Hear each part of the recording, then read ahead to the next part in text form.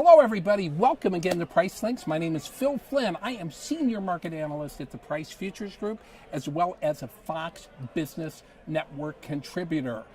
Everybody's going crypto crazy, but are cryptocurrencies kryptonite, like kryptonite to Superman, or is it our future?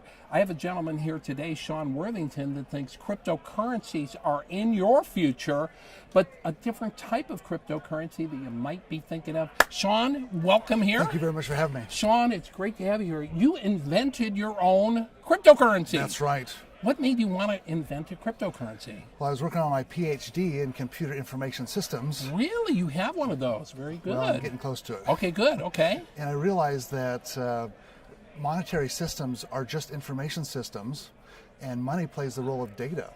And so if we take all of the stuff that we know about data and apply it to money and monetary systems, we can actually create what I think is the world's most perfect monetary system.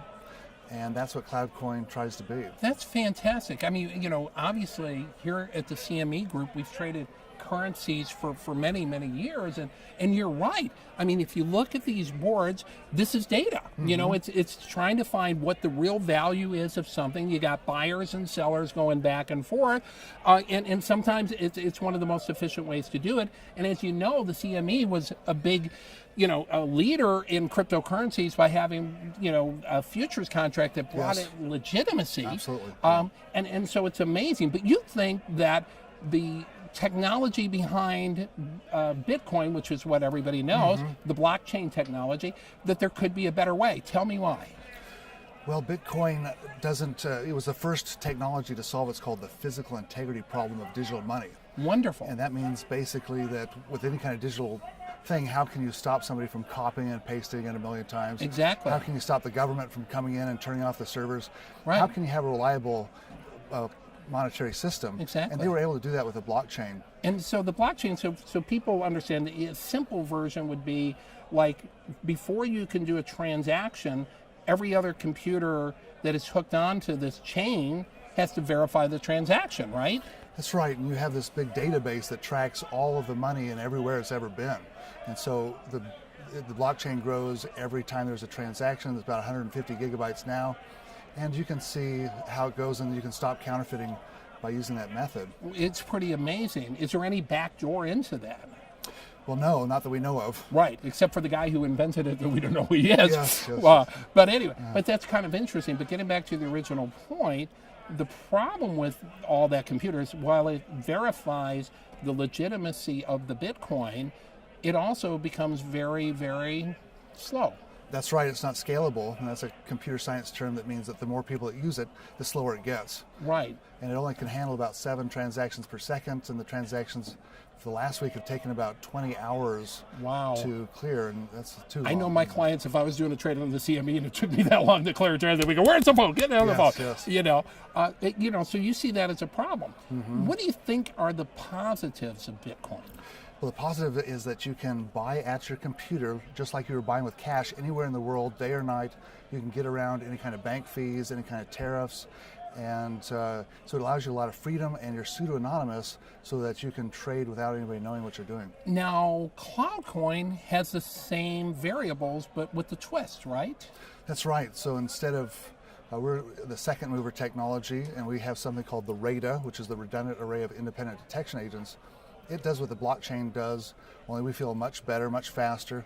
And instead of tracking all the transactions, we have a counterfeit detection system that just tells you whether the money is real or not. And we can do that in a couple of milliseconds.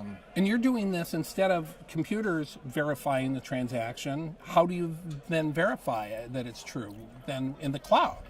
So we have these things called cloud coins. They're files, and they have basically 25 passports or passwords. And there's clouds all over the world, Taiwan, Australia, Russia, America, everywhere. And when you go to exchange one of these, you check the passwords to see if they're real. Right. This happens at the speed of light. It happens within a second. It's all in parallel. And then when it comes back and it's real, you can also then change those passwords so only you know them. And so that's how we know who owns the money, is who owns or who who knows the passwords of that money. So would this be unhackable then? We believe it's unhackable, otherwise there'd be no point in it. I gotcha. Very interesting. So tell me what your vision is. The question is, how can you use these coins right now? Or I know it's very new. I mean, how is the fungibility of moving them and selling them at this point? And what's your vision for that in the future?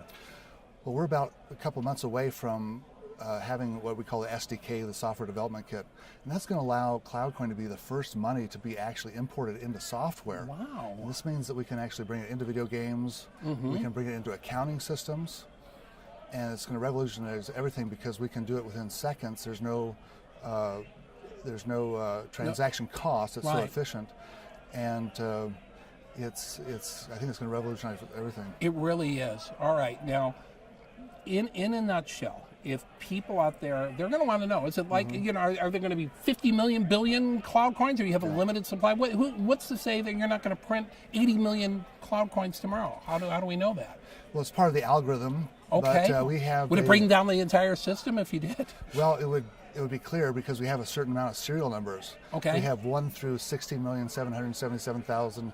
Right. Oh, I gotcha. And so if you see anything outside of that range, you know it's not real. I gotcha. And so we have a fixed amount, no counterfeiting ever. We don't mine them. We don't create any new ones. Right. If we need to keep the value down for a unit of account, we can split the whole system. And so it's kind of like stock splits. Right. And we can split it many times to make it work. This sounds fascinating. So you think, now, there's a new song that came out, Mama Don't Take My Kodak Coins Away, because Kodak's into this. Everybody's into cryptocurrencies.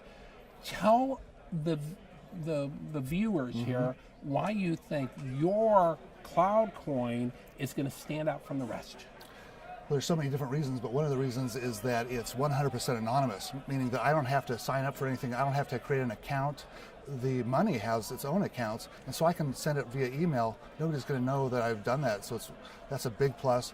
Plus, we can handle, we believe, once we get things scaled up, 100 million transactions every second, and the scalability, it's going to be perfect for retail. And you have some big believers in this technology. You were mentioning somebody that people might know that's on board with this. You want to mention his name? Some celebrities, Kevin Harrington. Harrington, Shark okay. Tanks, The Shark Tank guy, okay. And a couple other people? Yeah, we've got, I'm not much big into celebrities. I hate to say that. Right, you're not? Okay.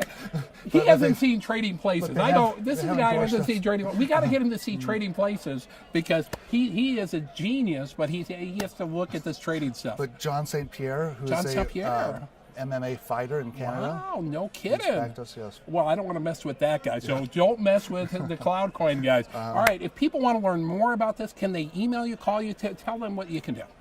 Sure. Well, the easiest thing to do is to just Google buy CloudCoin if you want to find that. Okay, wonderful. And it could go to zero, or it could go to. It could go. The sky is the limit. That's right. Up to the clouds. Okay. And by the way, we're also giving away 5 free CloudCoins if you sign up for one of our marketing partners. So newsletters. If you get, let me use my trading brain here. If they're free, they're not worth anything. They're not worth anything. No. Okay. But they could be. CloudCoin is different in that instead of having an ICO where we try to sell them all off, we're spending them into existence. Wow. And part of that expenditure is marketing. And so we do allow people to have 5 free CloudCoins. Wow. If they go to digitalfrontiernews.com, sign up for the newsletter. Wonderful. They can also get a free copy of my book, Digital Vision. A free copy of his book. Oh, you can't lose. All right, this is great. Sean, thank you for coming here. Thank you very much for having me. I'm learning a lot about cryptocurrencies. Thanks for being here, and thanks everybody for Price Links.